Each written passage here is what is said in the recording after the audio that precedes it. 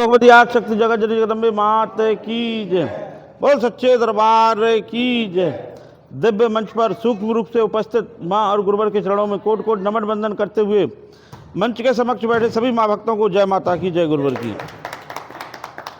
देखिए, आज बड़े ही सौभाग्य के क्षण है जो हमने और आपने सभी ने मिलकर मां की साधना और आराधना की। ये क्षण बहुत ही कम मिल पाते हैं। जब महाआरती का समय आने को होता है, सब महीने के प्रथम रविवार को आंवला में महाआरती होने की होती है, तो हम सभी भैया बहनों से मोबाइल के द्वारा टेलीफोन करके और सभी का आह्वान करते हैं। लेकिन कितने लोग दुर्भाग्यशाली हैं जो कि महाआरती में उपस्थित नहीं हो पाते हैं। ये बड़ा ही खेद का विषय है। ये सौभाग्य क्षण उनके जीवन में नहीं जुड़ पाते हैं। ये साधना एक ऋषि के द्वारा साधना बतलाई गई है जो हर माह के प्रथम रविवार को आंवला में, दूसरे रविवार को फरीदपुर में और तीसरे रविवार को बरेली में संपन्न कराई जाती है।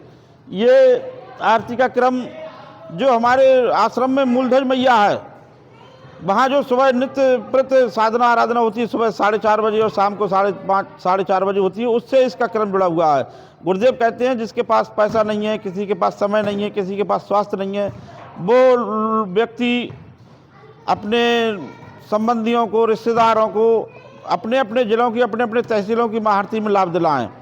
और आजकल मनुष्य में धारणा क्या है, कोई मतलब ताबीज दे दे, कोई भभूत दे दे, स्वयं चलकर, जो कि एक ऋषि हर व्यक्ति को, हर महिला को, हर पुरुष को, हर बालिका को कर्मयोगी बना रहे हैं कि स्वयं ही साधना करके, माँ की साधना आराधना करके अपने जीवन में धन्य जो समस्याएं हैं उनका निराकरण माँ के चरणों से निदान पाएं। हमने देखा उस दिन हम और तेजपाल जी जा रहे थे, बारीखेड़ा के लिए गए थे, तो वहाँ पर एक छोटा सा थान है, वहाँ कोई बैठता है तो वहाँ बहुत भीड़ थी, रोड जाम था। लेकिन जो एक ऋषि हैं, माता आदि शक्ति जगत जननी जगदम्बा को साक्षात लिए हुए मंच पर विराजमान महाआरती के क्रम में उपस्थित होते हैं, उसमें कोई नहीं मतलब जुड़ना चाहता, क्योंकि लोगों में भटकाव ज़्यादा है, वो लोग बहका लेते हैं। यहाँ एक साधना जो आदमी चरित्रवान है, नशा मुक्त है, मांसाहार मुक्त है, वो ही साधना में सम्मिलित होता है। और गुरुदेव तो कहते हैं कि किसने भी मतलब मेरे आश्रम में आने वाले कितना भी नशेड़ी हो, गंजेड़ी हो, शराबी हो, जो मेरे आश्रम में आके 2 दिन या 3 दिन बिता लेता है, उसके 100 में से 99 लोगों की तो नशा छूट ही जाता है। तो क्यों ना हम ऐसे युग ऋषि के साथ जुड़ें, अपने रिश्तेदारों को जोड़ें, अपने मिलने वालों को जोड़ें। ये सौभाग्य समय जाने नहीं दें, समय जो निकल जाता है फिर लौट के दोबारा नहीं आता है।